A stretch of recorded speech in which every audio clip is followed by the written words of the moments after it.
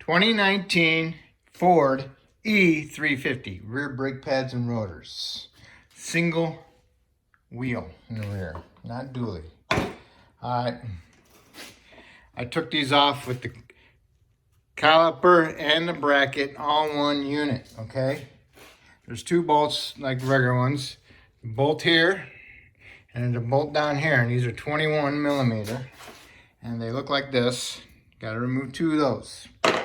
And then you want to pry the whole assembly off. Okay, it's going to be heavy.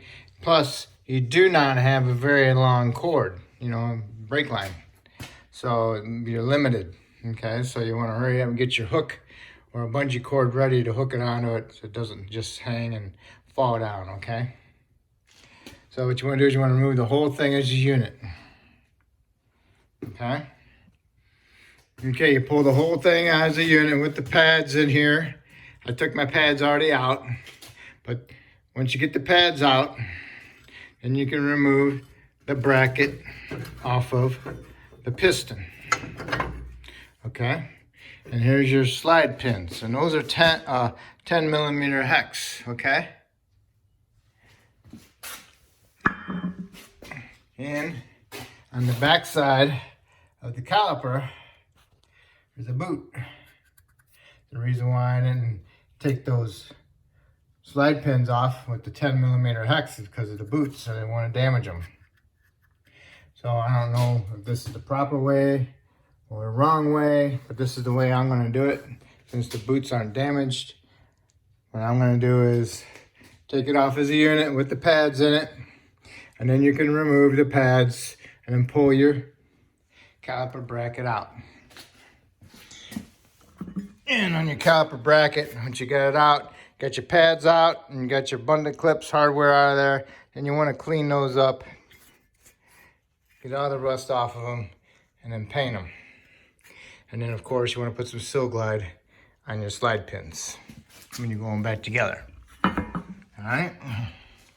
And then also you want to push your pistons in. I use the ratchet tool. You can use a brake pad and a C-clamp. Squeeze it together, push them in. Make sure your line is not bent, restricting the return flow of the fluid. Okay? As always, these caliper bracket bolts are always tight. So I'll smack my wrench with my mini sledge to break them loose. And then I'll use my air ratchet with a 21 millimeter socket on it. Okay? And on the bottom one, I'll just do the same thing, or if you got an impact, you can use an impact to remove the whole assembly. Okay, I got the whole caliper and bracket assembly off as one unit. I pried it off because you get a rust ridge right here, and it holds the pads and the caliper, all that on there. All right, so now got this off. I got twisted and I got it sitting on top here. What you want to do is you want to pull your pads out. Make sure this caliper doesn't fall. Get a screwdriver in there and pry the pad out. Okay, same thing. Pry them both out. Get them out of there. Okay, get them out of there. That's what I use to clean up the bore on the slide on that caliper. Next, you need to clean up your caliper bracket. You need to remove your bundle clips, the hardware, and clean up underneath there. Okay, got them all cleaned up. Now I'm gonna do is paint them and let them sit. And I used the angle die grinder with a sandpaper disc on it. That's what I used. Okay, I got the bungee caliper hanging with a bungee cord. You definitely want to do that because now you need to remove your rotor, and you're gonna be doing a lot of. I'll probably even have to move it from there so I can swing my hammer in here. Okay, break my rotor loose. Okay, next you need to remove it has 3 of these on there on the studs. Remove those. Spray around it with some penetrant, let it soak.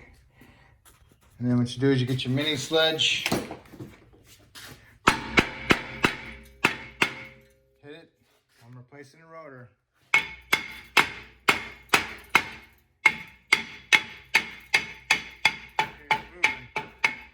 And hopefully it doesn't have too big of a rust ridge on the backside for the parking brake.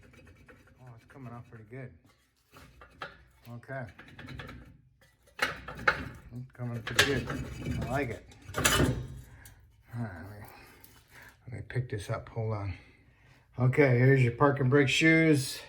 This side came off real easy. The other side came off really hard. I had to do the adjuster, loosen the adjuster up on it, but I'll show you that. Okay, this is the passenger side, so the adjuster's on the top. I had to loosen my adjuster all the way up so I can get this rotor off. It still didn't come off very easy. But here's the plug you remove from right here. Move from the back side. Here's your brake spoon. And you want to stick this in here.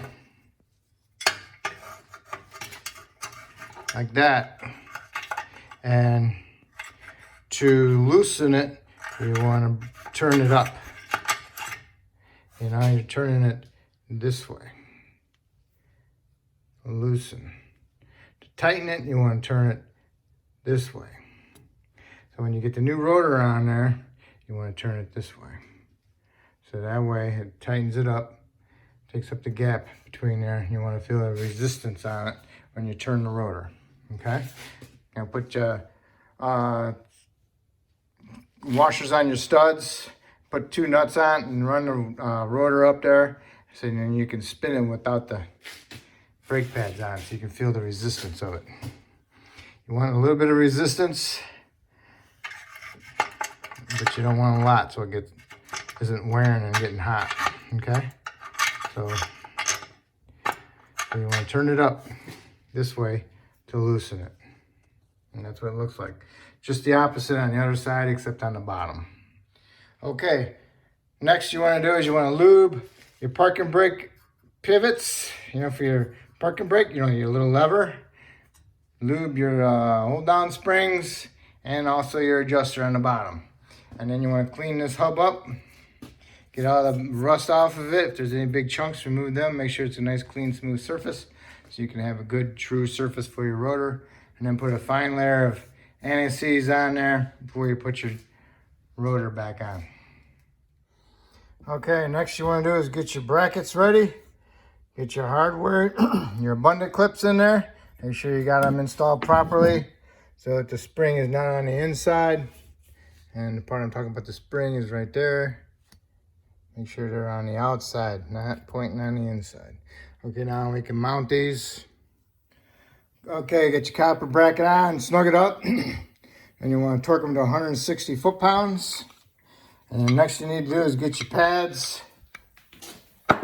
And they are different. You got an outer, and we got an inner. Inner is not as big as the outer. So, come over here. Hopefully it all goes good. Put it in there, like so. Come over here, put that in there like so. And that's it. That went in there pretty easy. Something must not be right. Alright, now do the same thing to the inner pad. And then once you get the inner pad in there, you gotta bring your caliper over and slide it over it. Okay, I got some brake lube with a brush on it. Put it inside my slides, put it around underneath where my boots are, and then put my boots back on and made sure that they got into the little slots around the little ridge and turned them, make sure that they stay on. Because then next I'm going to do is put my caliper on here. I'm going to hold my pads together, put my caliper on there, line up my boots so they don't get pushed off when I come over here out the side of the bracket. And then I'll have my slide pin ready. And I'll stick it through there and get them started with my fingers. And once I get them both started and snugged up, then you want to torque them to 35 foot-pounds. Okay, next you need to put your little caps on there. Dirty side out, clean side in, okay?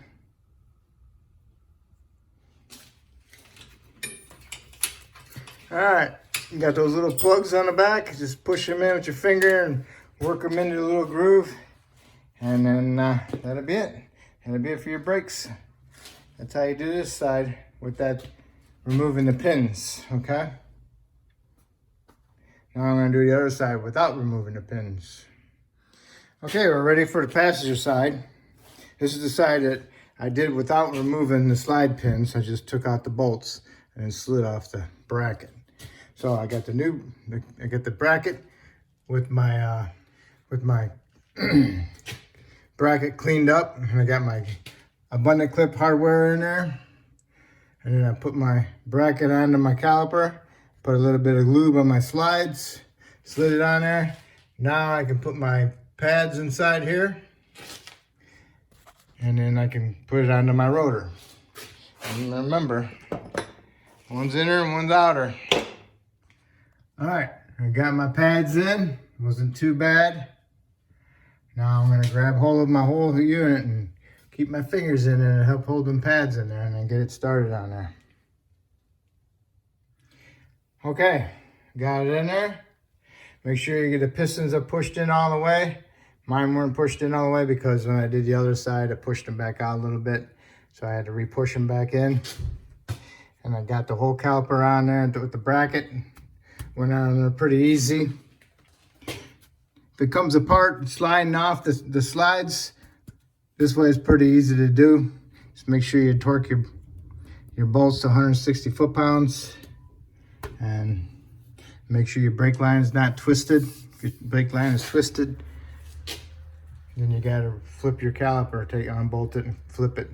Get that line untwisted, okay? And that's it. So everything's good, both sides are done. Now what you need to do is put your tires on, torque them, the lug nuts to 140 foot-pounds, lower down to the ground, go inside the cab, push the pedal to the floor a couple times, make sure you got a decent firm pedal.